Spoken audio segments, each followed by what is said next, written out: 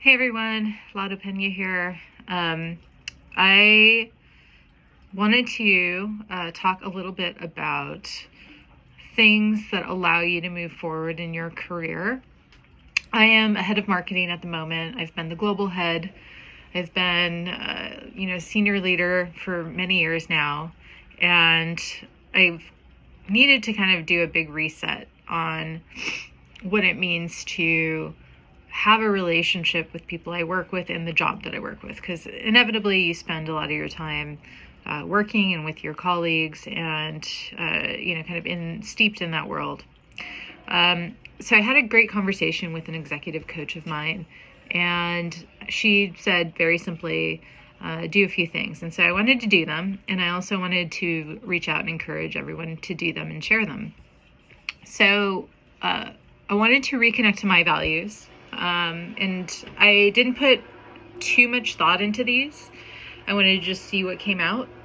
I value positive growth-minded relationships.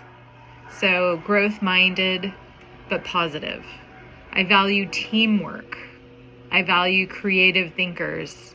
I value agility. I value trying new things and being okay with failure. And I'm saying all of this as somebody who leads teams. So if I value those things, I value those things in other people, and I encourage them in other people, something I very much do. Where are my boundaries? So negative leadership is a huge red flag, big boundary. Bullying. I don't put up with bullying, or I will not in the future put up with bullying.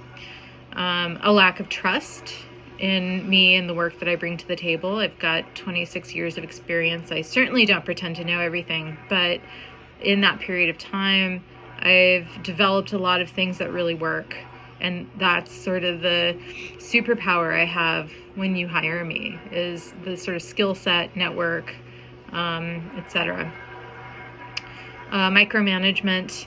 You have to trust the person that you're hiring, that you're actually putting through fairly rigorous hiring practices with, and not look at every pixel.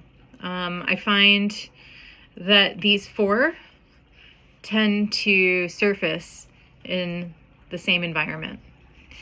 I also didn't want to look at things necessarily from a negative perspective. Holding boundaries is a lifelong practice.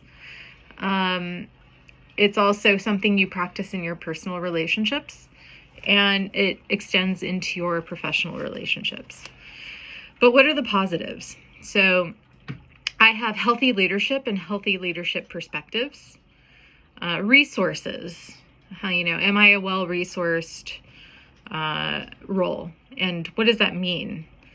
Autonomy and trust out of the starting gate, versus this idea that I don't trust you until I do. Respect and decency, hands down. And I am really realizing how much of a people-minded business I need to work for. And what I mean by that is that there is not the sense that business comes first and that drives your people, but people come first and the people drive your business. I've been in Silicon Valley my entire career, and I have seen startup culture many times at this point, and it's evolution, but also it's lack of evolution. We've seen it in giants, ones that have succeeded, but also ones that have massively failed.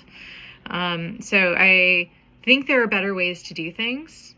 I love startup culture, but my boundaries force me to look beyond just the scrappy startup culture and really more into the leadership of that culture. What is the leadership doing? So some food for thought. So far we have, reconnect to yourself and your values. I reconnected to myself and my values. What are your boundaries? And what are the positives? What are you seeking? I would absolutely love to hear yours. And, share, because I think sharing externally, outside of your brain, manifests these things. And I would actually really even love to hear about ways that people have crossed your boundaries in this sense. I think women often have their boundaries crossed a lot. I'm a gay woman, I'm a brown gay woman, and I'm an older woman now. And so my boundaries are firm, but they still get hit up against all the time, and I still find myself flexing on them. So please share. Let me know what you think.